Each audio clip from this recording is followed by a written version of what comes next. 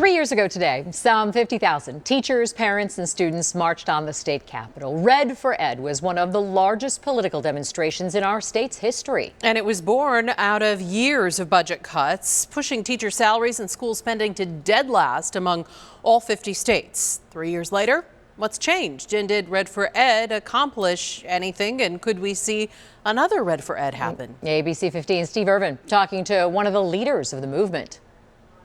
To understand why Red for Ed happened, you have to go back a decade before. The Great Recession of 2008 and 2009 sent state tax revenues plummeting, and for nearly 10 years, the state legislature cut education spending, the largest portion of Arizona's budget.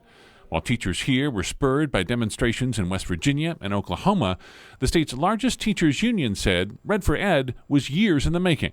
After so many years of that, you get frustrated and you think that, well, either I've got to stop talking about this and just do with what I have, or I've got to lift my voice even higher. We have fantastic things going on, but it's an unsustainable profession when you have the lowest pay and the highest class sizes in the nation. 3 years later, however, Arizona remains at or near the bottom in teacher pay, class sizes, school counselors, and per pupil spending. Schools still face a severe teacher shortage.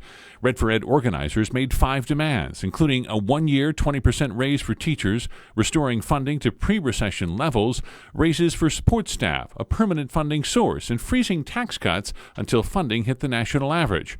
While education funding has increased and teachers got a raise, none of those demands were ever fully met. When you look back on the demonstration and what was and wasn't accomplished, can you call it a success? Absolutely. That day and that week was an incredible success because so many educators felt the community standing with them in a way that they hadn't felt before. And so we were able to change the conversation. Thomas credits Red for Ed with helping to pass Invest in Ed in 2020, which taxes some of the wealthiest Arizonans to pay for education.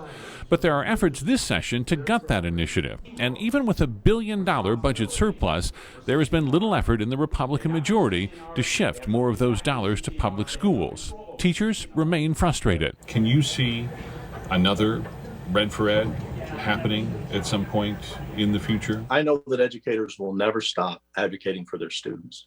What form that takes, what shape that takes, is really up to the governor and the legislature. We would love to sit down and have conversations with them, and we do quite often. The difficulty is when you feel like you're ignored, you look for a different tactic. Steve Irvin, ABC 15, Arizona. All week long, we'll be tackling many of the issues raised in the Red for Ed demonstrations, from the teacher shortage to the unique issues brought about by the pandemic. And join us on our Facebook page on Wednesday for an ABC 15 Town Hall. We'll be talking with education experts and answering your questions.